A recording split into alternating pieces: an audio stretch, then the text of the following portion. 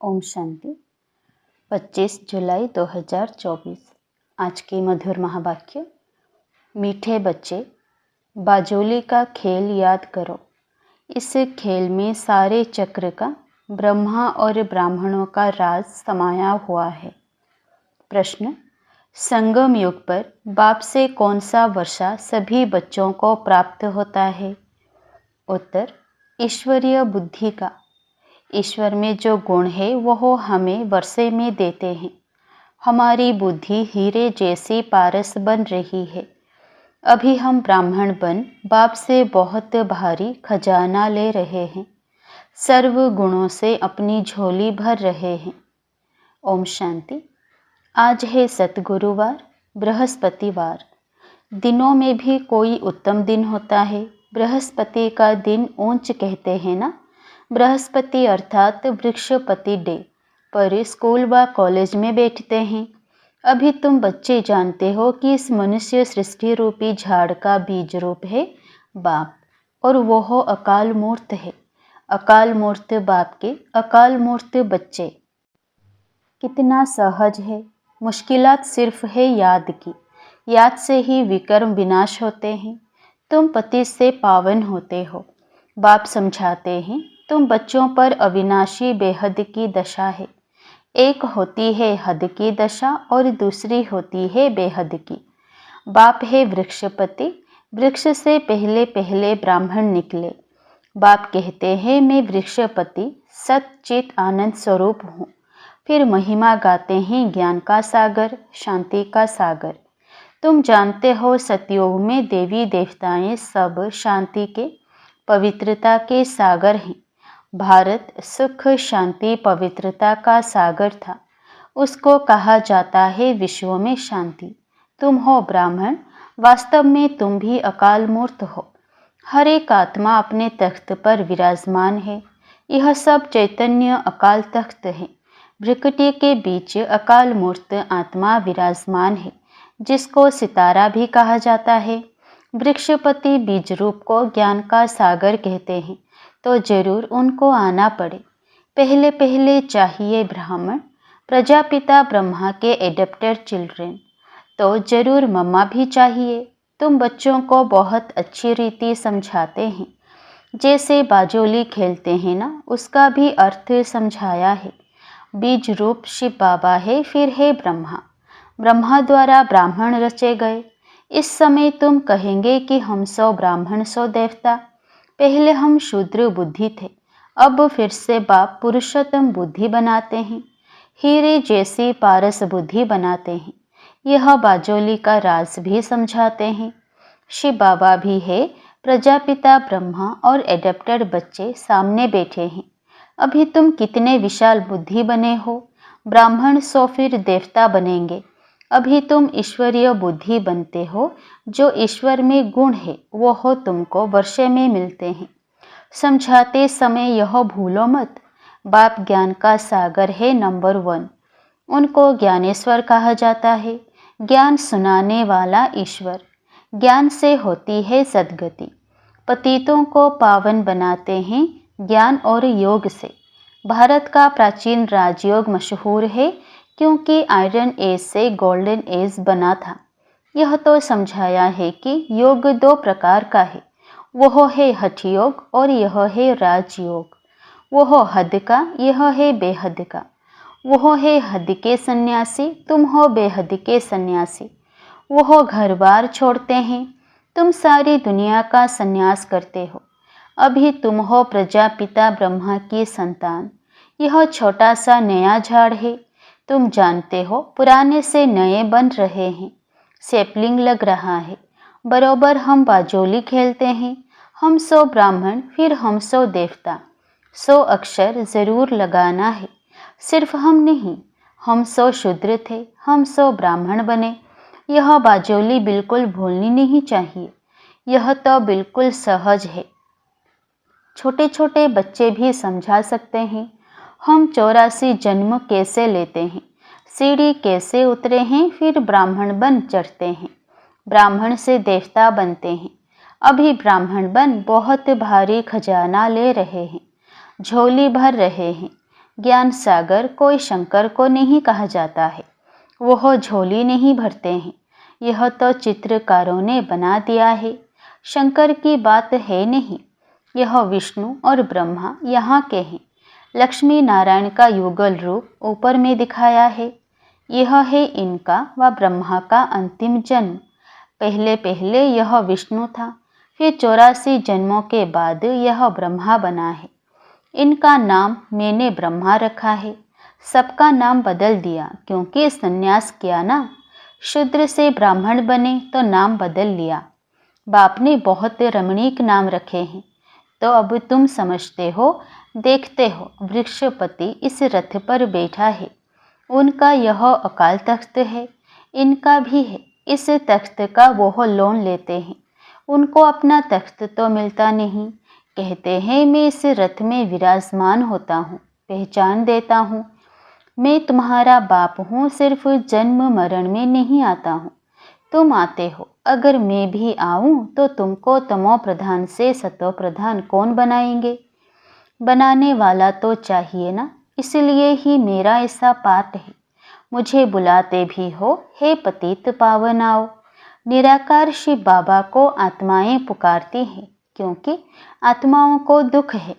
भारतवासी आत्माएं खास बुलाती हैं कि आकर पतितों को पावन बनाओ।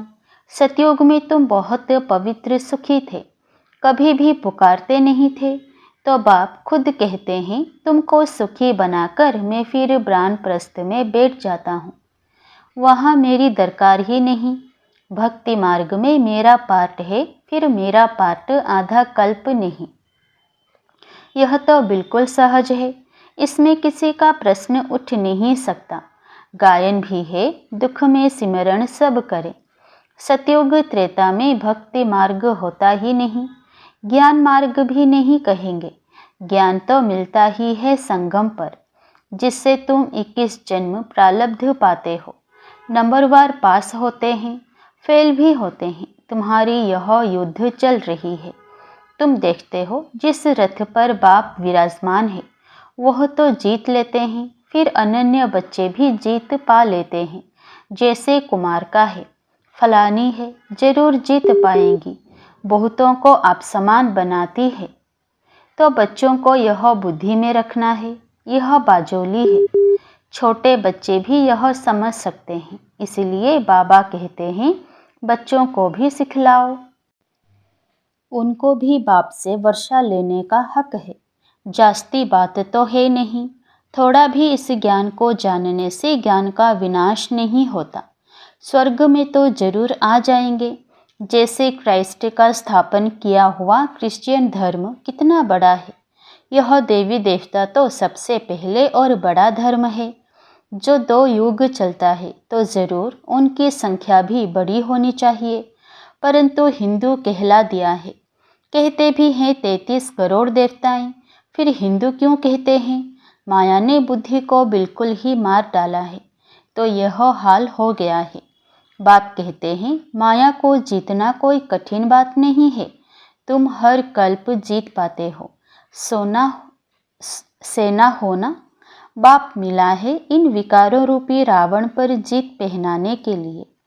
तुम पर अभी बृहस्पति की दशा है, भारत पर ही दशा आती है। अभी सभी पर राहु की दशा है। बाप वृक्षपति आते हैं तो जरूर भारत पर बृहस्पति की दशा बैठेगी। इसमें सब कुछ आ जाता है। तुम बच्चे जानते हो हमको निरोगी काया मिलती है, वहाँ मृत्यु का नाम नहीं होता। अमर लोक है ना, ऐसे नहीं कहेंगे कि फलाना मरा। मरने का नाम नहीं, एक शरीर छोड़ दूसरा ले लेते हैं। शरीर लेने और छोड़ने पर खुशी ही रहती है, गम का नाम नहीं। तुम पर अभी बृहस्पति की दशा है, सब पर तो बृहस्पति की दशा हो ना सके। स्कूल में भी कोई पास होते हैं, कोई नापास होते हैं। यह भी पाठशाला है। तुम कहेंगे हम राजयोग सीखते हैं, सिखलाने वाला कौन है?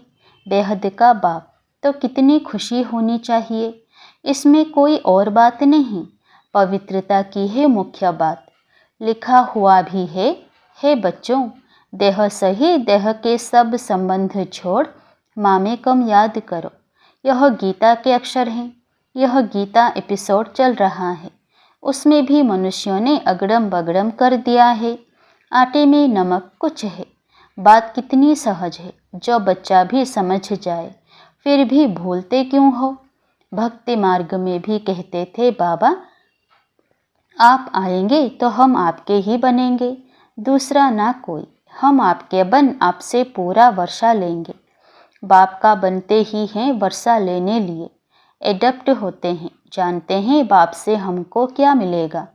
तुम भी एडप्ट हुए हो, जानते हो हम बाप से विश्व की बादशाही बेहद का वर्षा लेंगे और कोई में ममत्व नहीं रखेंगे।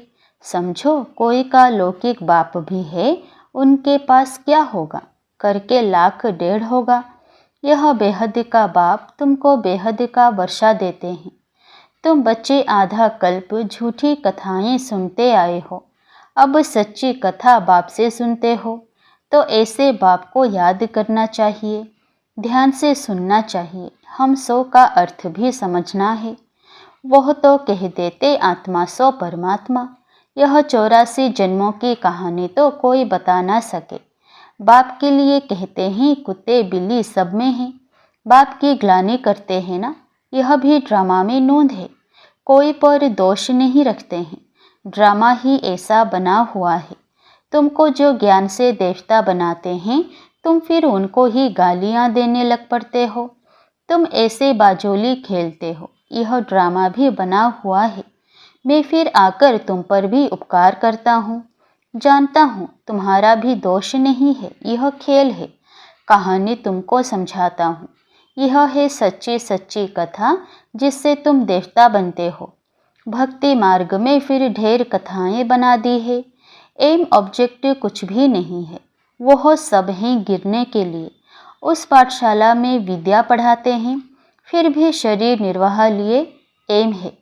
पंडित लोग अपने शरीर निर्वाह लिए बैठ कथा सुनाते हैं। लोग उनके आगे पैसे रखते जाते हैं, प्राप्ति कुछ भी नहीं। तुमको तो अभी ज्ञान रत्न मिलते हैं, जिससे तुम नई दुनिया के मालिक बनते हो। वहाँ हर चीज़ नई मिलेगी। नई दुनिया में सब कुछ नया होगा। हीरे जवाहरात आदि सब नए होंगे। अब बाप कहते हैं और सब बातें तुम छोड़ बाजोली याद करो। फकीर लोग भी बाजोली खेलते तीर्थों पर जाते हैं, कोई पैदल भी जाते हैं। अभी तो मोटरें एरोप्लेन भी निकल पड़े हैं, गरीब तो उनमें जा ना सके। कोई बहुत श्रद्धा वाले होते हैं तो पैदल भी चले जाते हैं। दिन प्रतिदिन साइंस से बहुत सुख मिलता जाता है। यह है अल्प काल का सुख। गिरते हैं तो कितना नुकसान हो जाता है। इन चीज़ों में सुख है अल्प काल के लिए, बाकी फाइनल मौत भरा हुआ है। वो है साइंस, तुम्हारी है साइलेंस। बाप को याद करने से सब रोग खत्म हो जाते हैं, निरोगी बन जाते हैं।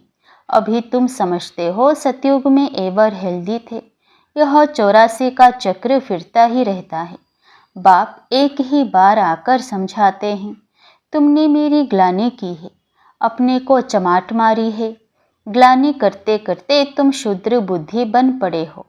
सिख लोग भी कहते हैं, जप साहेब तो सुख मिले, अर्थात मनमना भव। अक्षर ही दो हैं, बाकी जास्ती माथा मारने की तो दरकार ही नहीं है। यह भी बाप आकर समझाते हैं।